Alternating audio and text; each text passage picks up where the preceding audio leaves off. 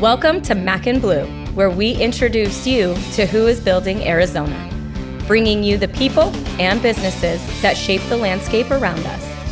From economic development and developers, underwriters and lenders, architects and engineers, to the very builders and suppliers that bring it all together.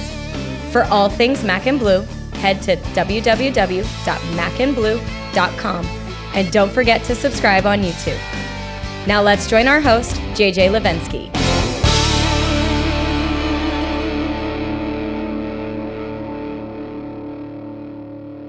Hi everyone, welcome to another episode of Mac and Bleu. I'm your host, JJ Levinsky, president and co-founder of Bleu General Contracting. Today, I have Dr. Carol Poore.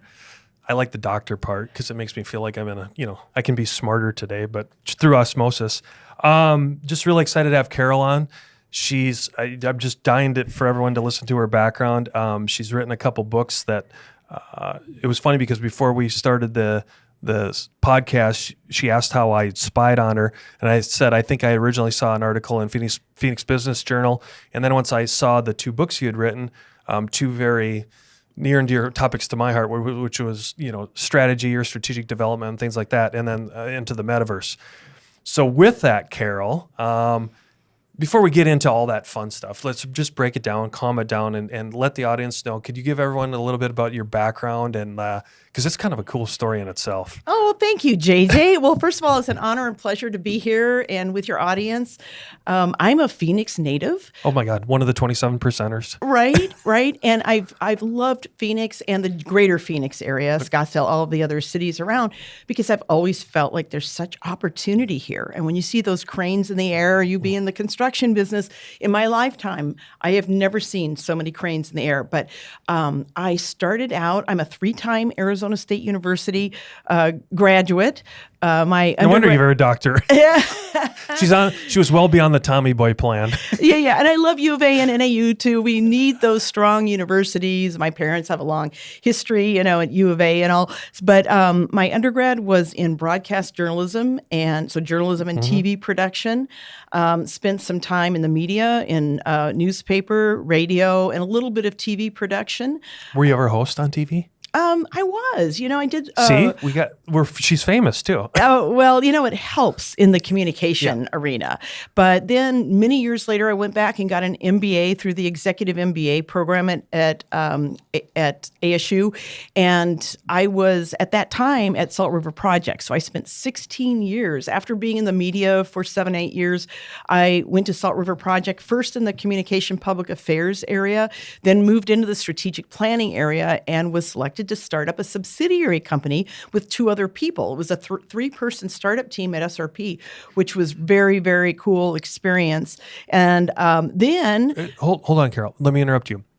Come on, we're dating ourselves here. Back then, was that a whole department in SRP, or was it still pretty new?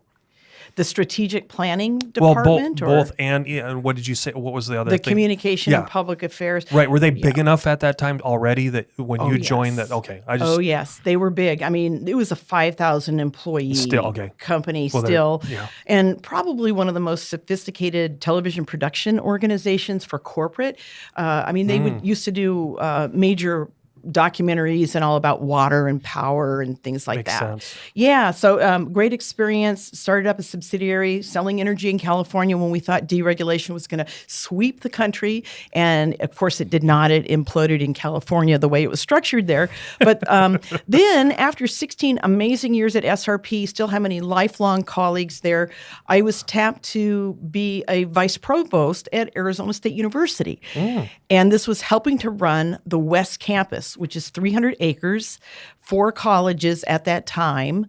And I oversaw a group that was responsible for fundraising, so the ASU Foundation, marketing, PR, community relations, legislative relations, alumni relations. So I oversaw what was in separate departments in the Tempe campus. Okay. So 6 years at Arizona State University as vice provost, then went on to become a CEO of a healthcare organization. an HIV/AIDS organization, which was really not at all part of my background, but they needed someone that knew how to work with government because the organization had a bond through the 2006 bond election. And that was a fabulous experience, 6 years there, helping them raise money, get through the economic downturn, which was really tough on nonprofits. And it ended up resulting in a 55,000 square foot building on Central Avenue. It used to be the Channel 12 building on Portland and Central. And with the help of Bob and Renee Parsons from the Parsons Foundation, Bob was the founder of GoDaddy. They donated an initial $5 million to help complete the building, the niceties of that building. We also had the bond monies. So in 2013, mission accomplished, I started my own strategic planning business. So I help businesses, trade associations, nonprofits with a very efficient way to conduct a very vibrant strategic planning program. I'm also a licensed real estate broker, so I take on 2 or 3 clients at a time, and then I teach at Arizona State University. And when I was at ASU, I ended up going back for my PhD in public administration. Oh. So I have an interesting combination of the communication, public affairs, the business with the MBA, and the PhD in public service. And I teach in the School of Public Affairs at ASU at the downtown campus. I teach community development and public administration. I teach leadership for change. And of course, leadership and change go hand in hand. There is no leadership without change. And then public policy, public affairs. Yeah. So when do you sleep? Well, I balance these things, and you know how it is. Yeah. Everybody has to multitask these days. I love it. Well, that was a hell of an intro. I don't know how to I just kind of sat there just absorbing it. I'll go, oh, okay. I thought I had a busy life. You make it look like it's just another chapter. All right. So why we're here today, though, is probably diving into the 2 books. So take us back. What precipitated writing the first one? Right. Well, my first one was in 2001. It was a career book, and it's called. So I'm not giving you the credit you do. Okay, she had another one that I didn't even know about. Well, that one was really my first practice at writing a book, and it took me about 3-4 years to research the topic. But it was a career-related book: how to diversify your career like a financial portfolio with 4 key ingredients, volunteer service being one. Oh, yeah, and kind of paralleling it to a financial portfolio, diversifying your risk. I saw too many people dragging into work at that time, just really bored at what they were doing, but feeling very chained to their office with no other options. So, but the strategic planning book, right before COVID, I mean, who knew there was going to be a COVID shutdown, right? Right. About a year before COVID, a colleague of mine said, Carol, you should write a book about effective strategic planning, because they had had such a great experience with my process, and they were asking me for tips to give a presentation on strategic planning. So I shared a few slides, and they said, you ought to write a book about this. So I took the time to outline it, to write it, and then to go find a publisher. I like to write it first, or at least get a very good outline before I pitch it, because it's a product that you can now go to the right publisher and target the right publisher. And Fast Company Magazine's Fast Company Press saw this, and they said, yes, we would love to do this. Really? And it was pretty much a written book, but it needed to have more examples and more things. I was just down and dirty trying to write here's a cut and dried book. You did it the hard way.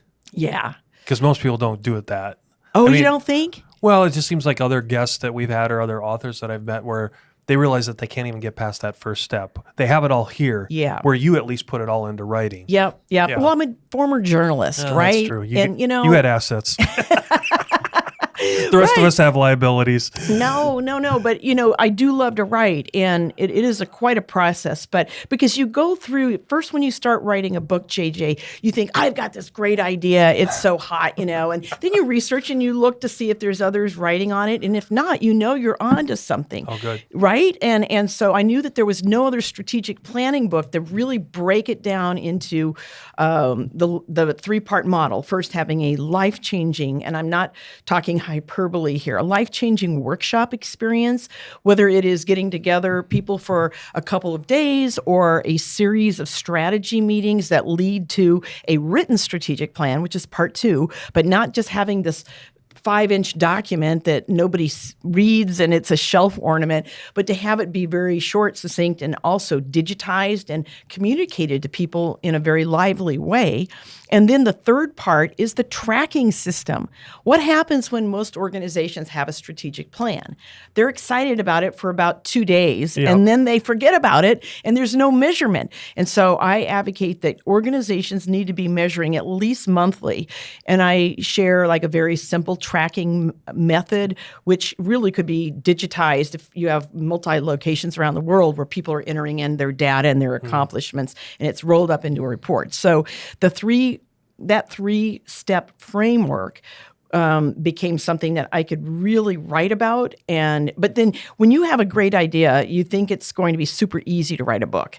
Then you get through the writing process and you get into a vortex where you're just lost. It's foggy. You're too wordy. She had to go to Sedona to find herself. I had to cut it down, right? And really get brutal about it. And then you start feeling good about it again. And then for me, turning it over to the publisher, then they get their editorial team on it. And that's where the teamwork starts with, hey, tell me more about this, or I don't understand what you meant about that. And I would say, what do you mean you don't understand? And I would read it again and I'm going, oh, I didn't understand it either. So, it's just a real interesting process. So, and thanks for that context about how you got into it and the process. Do you mind now for, whatever time we have, can we get a little bit in? I mean, we want people to naturally go to your book and read it, but we also want them to be inspired. So can you dive deeper into those 3 elements, or how would you like to distill? How do we get a book report out of you while we're here? For the strategic planning book, the strategic impact. And let's save time at the end because I do want to go on the Metaverse one too. Oh, yeah. But hold on. Yeah. For the audience sake, visual cue. Okay, there it is, everyone. Strategic impact. So, all right, that's number 1. All right, please go ahead. Okay. Well, I think a lot of times people dread going to a strategic planning session. And Agreed. Right? Yeah. Like if you serve on a board, maybe every 3 years, and typically strategic plans are 3 years. You don't want to go too much further because so much can change, but a 3-year plan is generally the norm. Now, if you're in a high-tech organization or pharmaceutical industry, that might be an 18-month to 24-month time horizon, but most organizations are 3 years. So when you go into this environment, whether it's strategy sessions or a series of topics leading up to the plan, or a lot of nonprofits, they don't have more than a day or a day and a half to get people together, right? It has to be vibrant. And that means you have to start looking outward first. You don't look inward at your own belly button. You look outward to the external trends. And that's where I like to have guest speakers or a guest panel kick it off, where they're talking about some of the most prominent external trends that are upsetting the industry or changing things. And that gets people sitting there. They don't have to do anything at first. They're just listening. They're absorbing. Because they're not, the company Kool-Aid isn't pitching to them, right? Right. Okay. Right. And so I can remember even when I was at SRP and we knew that deregulation was on the horizon, but so many in the utility industry didn't believe it. So we had some outside experts, so to speak, come in and really give a panel on what's happening out there. And it really turned everyone's heads and opened eyes. So I highly advocate that as a starting point for a vibrant workshop, is to get some external input, but certainly to look at the external trends and to have homework teams bring back, these are the participants, break them up into teams of 4 or 5 and have them look at the pestle analysis, which is political, economic, social, technology. I have forms that, are easy for these teams to use. The good old SWOT analysis, strengths, weaknesses, opportunities, and strengths. Have these teams do some homework and bring back their insights and give them 15 minutes to share their input. Boy, does that get everybody sitting up straight, because now they're part of the process. It's not the facilitator, orchestrating, but it's people really engaged in what they're talking about. So a vibrant workshop, then the written plan. Can I interrupt you? And again, I don't want to get into all the minutiae in the book because we want people to go there. But do you recommend, I just want to be clear on the facilitator or implementer, much like we talk with EOS and all the other things. Is that internal or external as well, Carol, in your opinion? In other words, who runs the strategic planning meeting? It could be either. Generally, the external is able to be a little less tied to the politics internally, Okay. But it's got to be somebody that's really good and tested. That I really advocate that. And, Okay. This is why I wrote this book. Here's why I wrote the book. Not only was I encouraged by a colleague to write and put my knowledge into, a format, but I saw too many consultants coming into organizations charging the 6-figure stipend. And then halfway through the process, people going, where's the strategic plan? It's foggy. I don't even know where we're at in this process. And I'm here to say the process should not be mysterious. Everybody should know where things are at. Yeah. And so the Vibrant Workshop, generally it's better to have an external facilitator, but if there is, like, larger organizations have strategic planning departments. Okay. And like Toyota or Google, they're going to have their own strategy departments and probably have some pretty good experts that can come and do that. But I mean, again, like we talked before we got on the air, though, when you look at the core audience of Mac and Bleu, it's primarily the AEC space. So they're probably going to want more of an outside facilitator, and with maybe it's with their C-suite or their mid-level managers or whatever. But you advocate for that, correct? I do, and I've seen some really bad facilitators that come in. I'm sure you've been in meetings like that, right? Just dead. Or they're too linear, or they don't connect with the audience, or we could go on and on and on, right? Right. In a leadership group once, there was this well-meaning facilitator, and he comes in, and he was starting in on, should we change our mission? And this leadership group, they were so passionate about the organization. They weren't ready to change their mission, but it showed that the facilitator didn't do his homework with the executive director to figure out where are we going in this work. I mean, forks were flying. People were so angry at this facilitator, even suggesting that they start with changing the mission of the organization. It was so crazy. I didn't mean to hijack your. So keep going. This is good. So So after we get that, let's call it the icebreaker part, right? Done, or the warm fuzzy, or setting the tone. Then what's next? Well, the strategy part, and that's really pulling apart. Where are we going? What are some of the trends?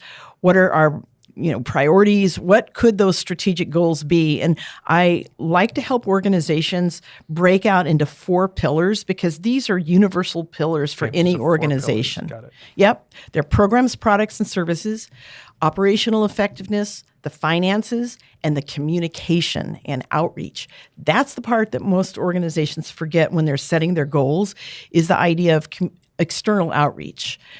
So anyhow, after that strategy session, someone needs to put the plan in writing in some kind of a brief format, and then really bring that out, bring it to life.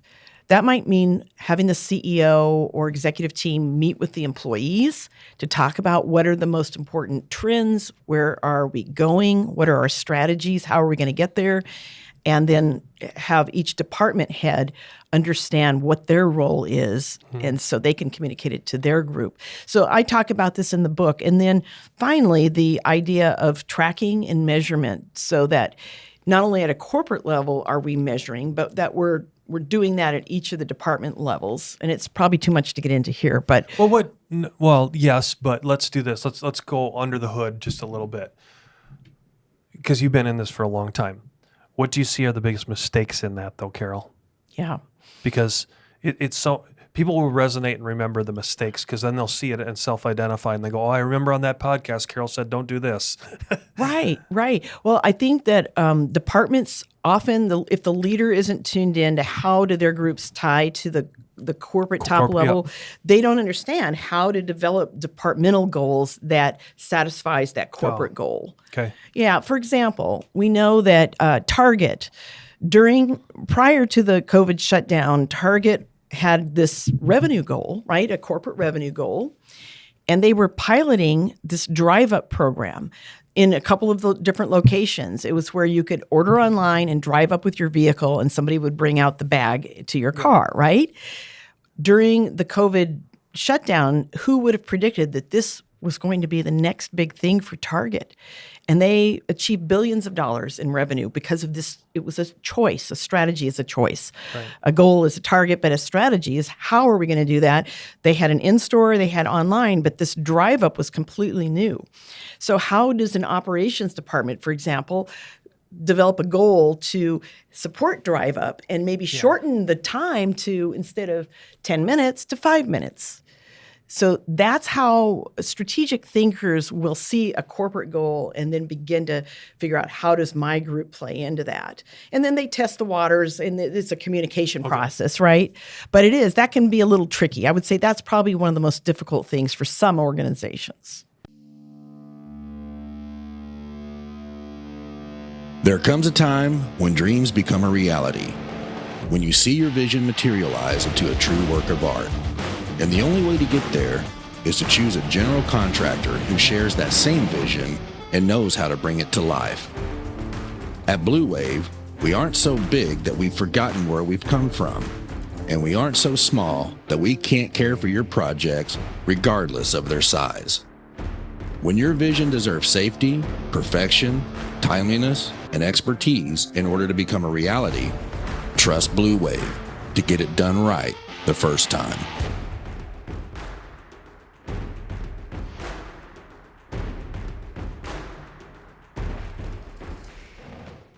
Is there, I know there's not a simple answer to this, but is there a general overview or a summary that you can, again, share with the audience of, if they see that happening, what can they do? Like, I mean, without getting into all the micro details, just at a macro level, what could they be inspired to do if they see the disconnect there? Yeah, Carol? And it's pretty simple. It's get together with your work group. Okay. And talk about that. And this is also about open agile strategy, because the leader doesn't have all the answers. No leader, right? No. We know that. We need that diverse input from different disciplines, different perspectives, different age groups, all of that. And so I would say the biggest thing is to get together with your work group and say, hey, here's where the company's going. Somehow we're disconnected, or I've been told we're disconnected. We need to really figure out, what do we need to do? Okay. Shoot, you had me thinking. What was the next one? Go ahead. The Metaverse? Want to go to the Metaverse? No, keep on the 4 pillars. I would like to go a little bit more on the 4 pillars. Oh, okay. So repeat those again, will you? Yeah, sure. Every organization, whether you're a nonprofit or a trade associate, whatever, you have programs, products, or services. Programs, products, okay. Right. And then there's the financial wellness of the organization. Okay. So financial is the second pillar. Operational effectiveness, the back office, the operations would be the third pillar. And that could be HR, it could be delivery, it could be, the administrative front office who answers the phone, whatever, but it's ops. And then the final is your external outreach, communication, and branding. Okay. That 4th pillar, what can you share with the audience about your, again, expertise and what you've seen over the last few years, being both an author and, again, with your, unbelievable background? Because I think, like you said, most companies realize the first 3, but the 4th one, the great companies get that, and and then there's everyone else. Yeah. So let's inspire everyone else. Right. So give me some examples or testimonials or things you've seen that you'd love to share in that final one. Yeah. Well, I think it's easier than people think. Okay. And, first of all, someone or some group within an organization needs to be responsible for that, because generally the people creating the products and delivering, ops, they're busy doing their part of the organization. Right. So by having assigned people or person to really execute on this, but have everyone's engagement. The easy part is when it's external outreach, the easiest thing to do is to consider who could be my collaborator, who could be my organization's collaborator, and list potential collaborators, prioritize those, figure out who in those organizations we need to reach out to, and develop a schedule and just do it. And that is just good old external outreach. Okay. That could be the media. It could be another company doing great work that could, complement your organization's work. An example, I worked with the Arizona Medical Association a few years ago, right before COVID, and again recently, but they identified that they needed to be more connected to the state Arizona Department of Health and 3 or 4 organizations. And they started putting these strategies together, and bam, COVID happened. And there had to be all of these different public announcements. And I was thrilled to see the Arizona Medical Association partnering with the State Department of Health to have these messages about getting vaccinated. But had they not started that process, they might not have been as swift when something really dire came up. Which it did. It did. And so I guess it doesn't take a huge budget these days because so much can be done with social media and digitized, right? It's not thousands or millions of dollars in advertising budget anymore.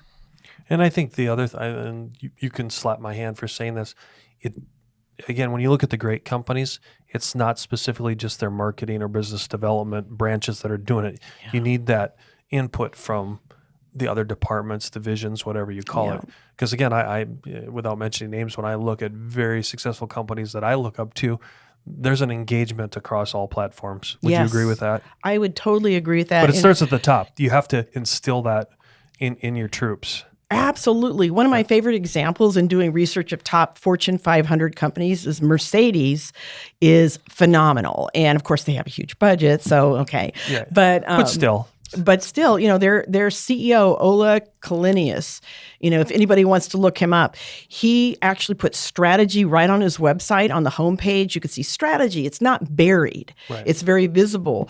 And he himself is very visible in different formats on video, but he also invites his executive team to share the vision. And you'll see programs out there that have each person sharing, and they put what would traditionally have been an internal strategy session, they put that out there for everybody. They want the world to know their strategy. Yeah, share it. Yeah. What, and this is going to be a loaded question, so don't take offense to this. There's tons of strategy or strategic books out there. You're not the first author, nor will you be the last. Right.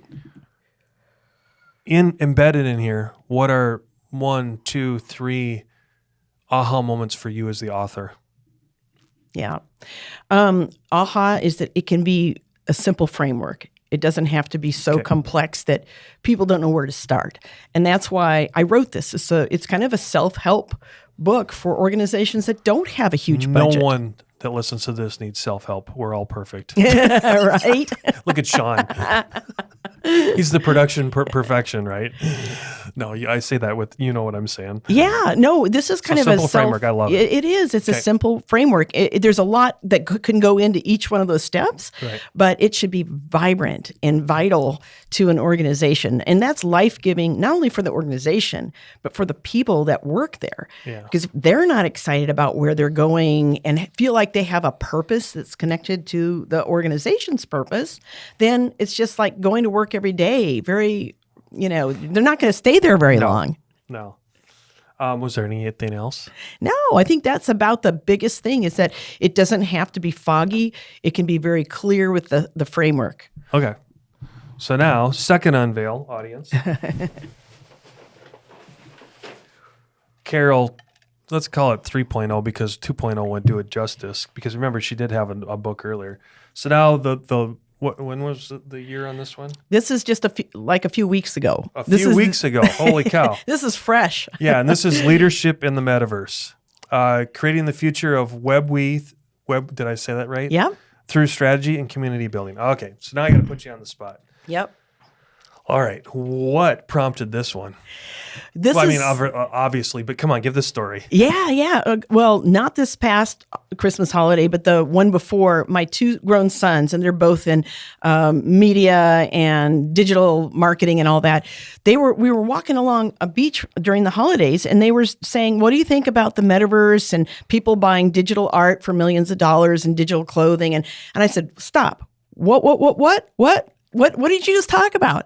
And they said, "Well, haven't you heard about the metaverse?" And I said, "No." And Mom. Yeah. And they explained it to me. And I thought, wow, the idea of people buying digital art and NFTs, non-fungible tokens, for, millions of dollars when so many of us, we can barely go to the store and go to some designer store and buy clothes for our real lives, right?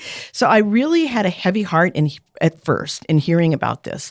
And the more I thought about it, the more I thought, people need to know what this is. Mm-hmm. But more importantly, people need to be prepared for effective leadership, because I serve on boards, you serve on boards. It's getting harder and harder to get people to just show up. Right? Understatement. Show up to events, and if they do, maybe it's hybrid, maybe it's in person, but bridging the divide. Yeah. So I decided to explore this, and I've got to say, I have calmed down in the meantime. I don't have such a jaundiced eye about this. The metaverse is simply a more immersive internet. Agreed. Right? Yep. And it means that there's going to be a more immersive experience, which could be virtual reality. It could be having to do with definitely 3D. Web 1 was just the invention of the metaverse. Invention of the internet. Yep. Yeah, sorry about that. We knew what you meant. Yeah. The invention of the internet. And that was roughly in the 90s, mid-90s to around 2005. And then Web 2 is social media and us getting connected through social media. And that was roughly to about, I would say, just 2022, just recently.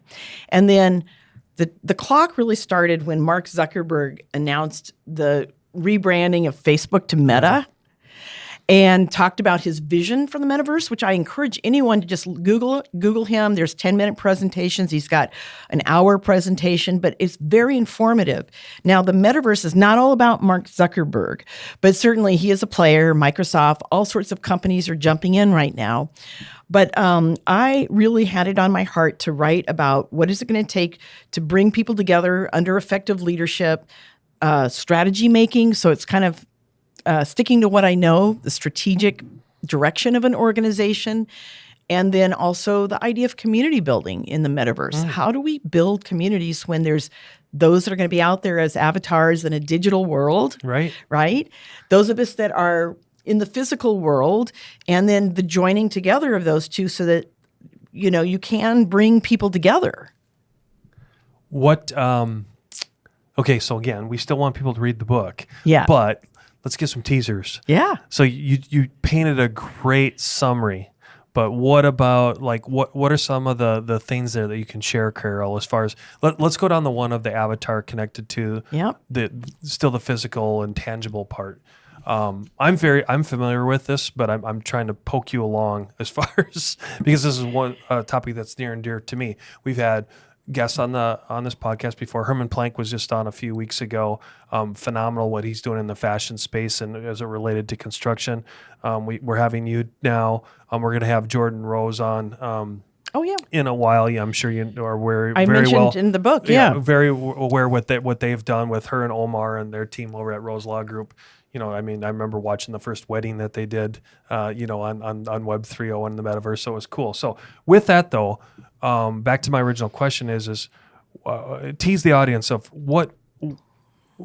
give some pointers that you can just share without giving away too many secrets. Yeah. Thank you. I appreciate that.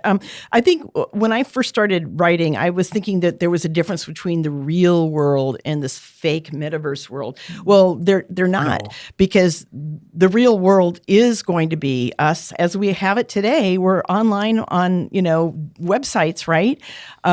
So the integration of digital and physical is going to be continuously our real life. So I avoided using fake versus real because it's all real.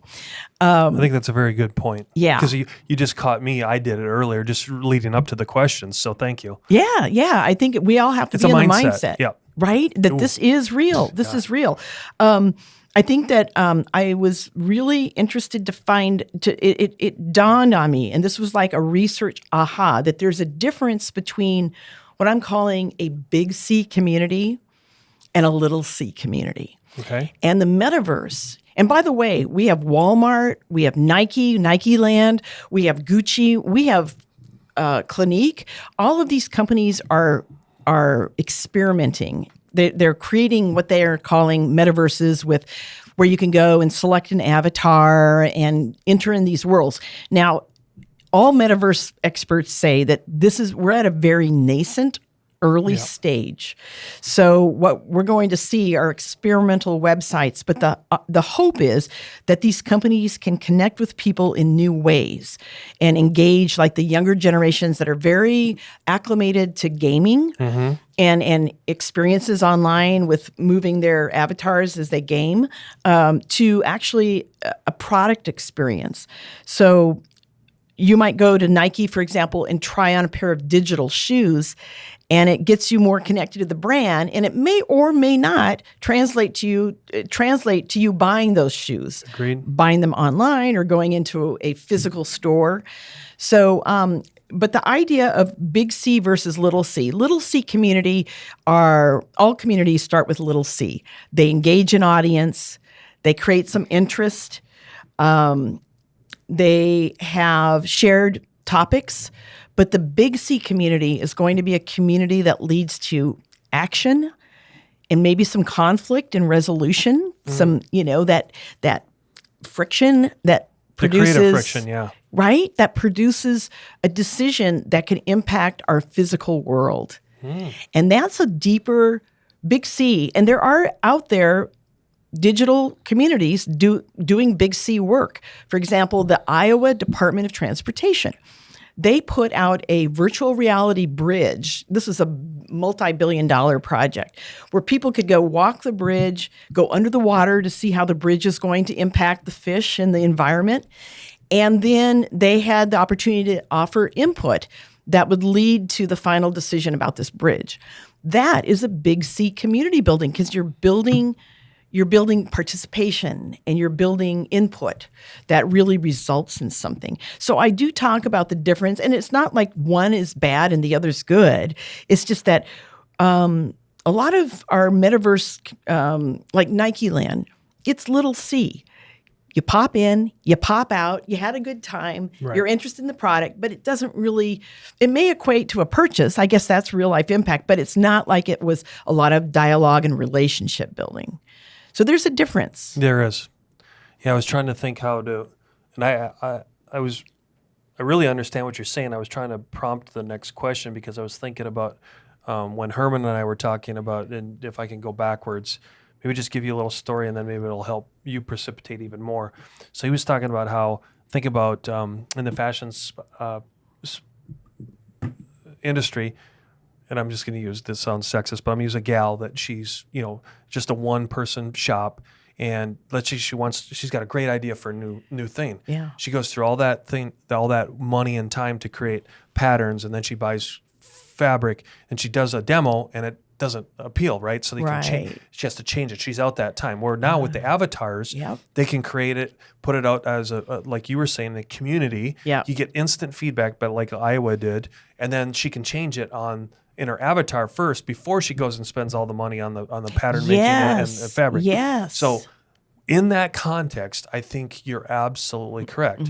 And I think that Iowa thing is a great example. And I'm excited because it's just like in the construction space alone. Oh my God. I mean, the bridge thing is a great example, but we're when I say we meaning me, and a lot of other people that think this way, we're just so excited about getting that community aspect of that built. Yeah. So I think you're onto it. So educate. Let's go into the first part of this thing, the leadership part. So you help define what the metaverse is looking like and transcending to, or being transformational to. But I'm dying to hear, again, without reading all the book right now, what are some of the takeaways on the leadership part? Like how do our CEOs and C-suites and strategic planning committees, how are they going to have to adapt to this? Or that's the cusp of the book. Yes, absolutely. And it's really the first book in the world talking about how the social sciences part of this. That's what I was looking for, the social science piece. Yeah, the human relationships and all. And so the first part of the book, I do talk about what is the metaverse, how do you get there, and what are the the good, the bad, and the ugly. And glad to talk Classic. about any of those if you want to. And the ugly is the loneliness epidemic and the idea of people just sitting in front of their computers and representing themselves as avatars and never getting out of their homes, right? But for the leadership, then I turn the corner and I do talk about what will it take for effective leadership strategy and community building. And for leadership, there are 3 leadership qualities that build upon our more than 100 years of leadership theory. Leadership has been studied as a discipline, right? And so I bring out 3 things that I think are really important. First, it's the agile strategic leader. Okay. What does that mean? So that means with more people spending time in metaverse worlds, and these worlds are going to be very interoperable where you can just saunter in from one to the next. You're not going to be going to different websites necessarily. You're going to be, I'm not sure how it's all going to happen, but within the next 10 years, these websites are going to be very interconnected where you're walking through the door easily to another place. With more people in these digital worlds, the strategic leader is going to get people focused on the future and purpose and strategy. And so if you're somebody that is working completely online, you're never physically in an office with anyone, that means everyone's going to have to be on the same page. There may be some people in the office, some people online, some people operating in digital corporate metaverse sites. True. The idea of getting everyone on the same page, but being agile about it, which means that different disciplines and participation and inclusion is really key there to be not just here's our direction and we're going to go that way for 3 years, but no, here's our direction, and every month or quarter we may have to tweak some things and be very agile about it. So that's the agile strategic leader. And I get into in the book a lot more about how to build those skills if you're not agile, if you're not strategic. The second is being an authentic leader. And there's been a lot written about authentic leadership, but this is where the leader cultivates trust. And this is super important because if you're a leader and you're in metaverse worlds leading meetings as a shining avatar, and by the way, avatars are going to be where we can verify the person. So JJ might have 100 avatars. I might have a dozen avatars that if I'm in this mood, I appear as a fuzzy teddy bear, right? Or maybe I appear with my photograph in an animated, self-realistic kind of thing. But I don't want to meet mean Carol. I like nice Carol. Nice Carol, right? But yeah, the idea that, being authentic when you're in an avatar persona and people knowing who you are, that you're not a leader that's hiding behind an avatar. I mean, that sounds kind of funny, but truthfully, I mean, that could happen as we, kind of dip our toe in the water. We might see leaders that want to hide behind avatars. And then the third is that servant leader community builder. So the servant leader, Robert Greenleaf, he was the scholar that really talked about that during the 70s. He's now deceased, but his legacy lives on. But this isn't just about serving others. That's part of it. But serving others while building communities between the digital and the physical worlds. And just in a nutshell, what that means is leaders are going to have to be very, very good at not only bonding within a company, getting people on the same page within a company, the bonding, but also bridging to new organizations externally and linking. This is all social capital lingo, bonding, bridging, and linking. Linking is linking to new resources like grant monies or funding, seed funding. So the bonding, the building, and the linking is all part of being a servant leader, community builder. So I talk about that in the book. Now, whether anyone wants to dive into one of those leadership skills and improve or just get a sense of what's going to be important, no one's talking about this. And this is going to be updatable, by the way. As the metaverse evolves, I will update this book. I was going to say, yeah. There comes a time when dreams become a reality, when you see your vision materialize into a true work of art. And the only way to get there is to choose a general contractor who shares that same vision and knows how to bring it to life. At Bleu, we aren't so big that we've forgotten where we've come from, and we aren't so small that we can't care for your projects regardless of their size. When your vision deserves safety, perfection, timeliness, and expertise in order to become a reality, trust Blue Wave to get it done right the first time.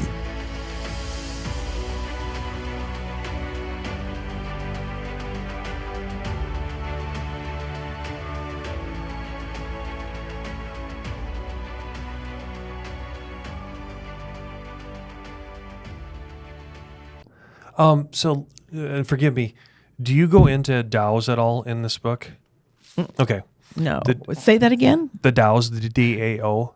No, Okay. no. Because for the audience sake, I'm not going to go down that, but if anyone knows what a DAO is, how do I give a simple explanation?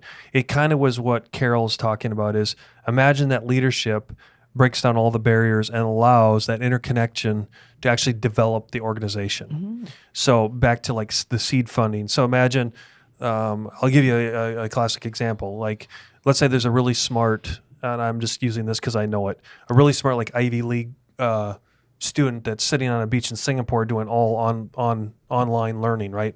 Very intelligent, but they're in the whole metaverse space, and they like, oh, cool. Here's something I'm really interested in, like whatever, saving whales, right? And there's a company that's developing new polymers that is, for the nets that are biodegradable. So blah, blah, blah, you're saving the world. The whales aren't getting captured. The indigenous people in the Philippines or in Indonesia are still catching fish. Mm-hmm. And then, oh, by the way, so that person is now part of that DAO. So they're... Oh, decentralized, yes, automated organization, DAO. Yeah. Well, I define it in the, I have a glossary in the book.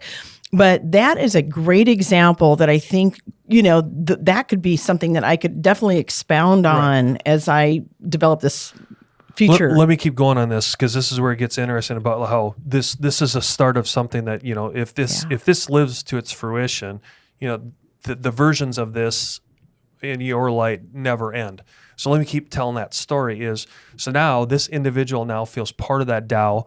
They invest in it, but not only they're investing their emotional and intellectual capital. And then in return over here, like you were saying, the seed money, what we would think of as venture capital or private equity right now, they in turn also are involved in this. But because it's decentralized, it's all done, on blockchain or in crypto and all those kind of things. So it's, everyone, you can either be scared by this or you can get behind it because you're looking, no offense, Carol, but we're not exactly, 30-year-old people sitting in this room and we're talking about it, embracing it. Can you imagine what the younger generations, they should be listening going, yes, these two old people actually know what they're talking about. Yeah. And so I applaud you for actually taking the courage and the conviction to explore this. And I think it's great. Yeah, I really do because the metaverse and the DAO and all that kind of stuff has been talked about, and I think a lot of people are slowly getting real acclimated and accustomed to what that's going to look like. But you're addressing the leadership part, and the leadership part is true.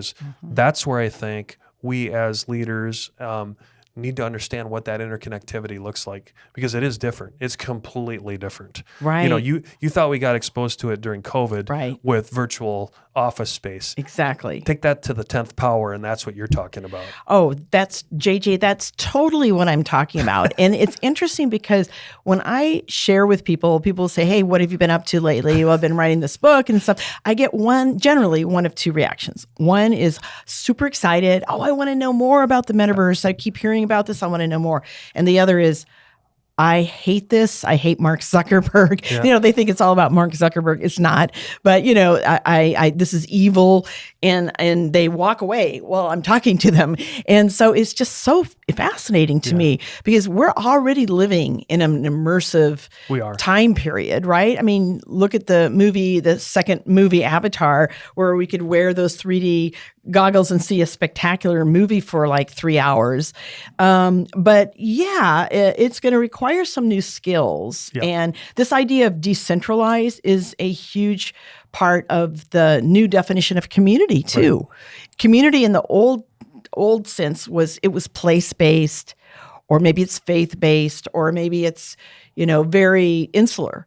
But decentralized means you could be creating something, like you said, across the world and have your rights go right back to you because of the blockchain, and you're going to get paid for your work. The big brother doesn't own your work anymore. Right. So, this is quite a movement. Yeah, I'll go down even a more controversial topic with this is you hit the nail on the head. With the decentralized part, it's now owned by the people again. You take the geopolitics out of it, which has become so divisive in our society right now. I mean, we see it. And I'm not afraid to say that on my podcast because I get tired of it. I get tired of how polarized everyone's becoming. Where the decentralized in this allows us to get back to things that matter. Yeah. Instead of items of dissent, we're looking at items of conjoining and overlapping and doing good and all those kind of things that no one wants to talk about anymore. But that's how we're going to have better leadership, better organic organizations, things like that. And then even talking to my 80-year-old mom the other day, she watches something on the news and she's like, oh, this AI is going to ruin the world. And I'm like, Mom, I said, I'm in my 50s. Okay, AI is not going to ruin the world. Yes, there's some scary things there. Yeah. But if you look at the upside of it, Yeah. I said, now, if you take AI, blend it into all of what we're talking about today, the potential for human growth is so incredible. If you can look at the possibilities, I encourage everyone that's listening or watching to say, look at your organization and look at your problems right now. If you look at your problems, there's a lot of things that you're talking about in this book and as it relates to the metaverse and the future of connection and AI, that if you can get over that, you will be leaders and transcenders in your space. Yeah. Trust me, you will be. Yeah. I mean, people will clamor towards you for, what did you say? Product, service, and whatever it was. Right. One of the first pillars. So for me, it's exciting stuff. But again, I get to say whatever I want because it's my podcast. So. Yeah, well, and I think you made some really important points because right now, Web3 is also being called Web Me. So it's all about the individual, right? The me, and go and have this extraordinary experience in these virtual worlds. But I'm asking the question, what about Web We? Yep. How do we create not just the individual who's all absorbed about themselves or that person that might be staying at home in their bathrobe, just, shiny avatar out in metaverse worlds, but is super lonely at home and crazy person, right? And we know that there are people that will have mental issues because they don't get out. They're isolated. But yet they're there interacting in the digital. I mean, that's a whole new thing. But I think the idea that we need to recognize the innovation, the tremendous innovation. Already we see surgeries being conducted using virtual reality and augmented reality. We see, the ability to go inside a heart and explore the heart in a 3D fashion. So there's innovation.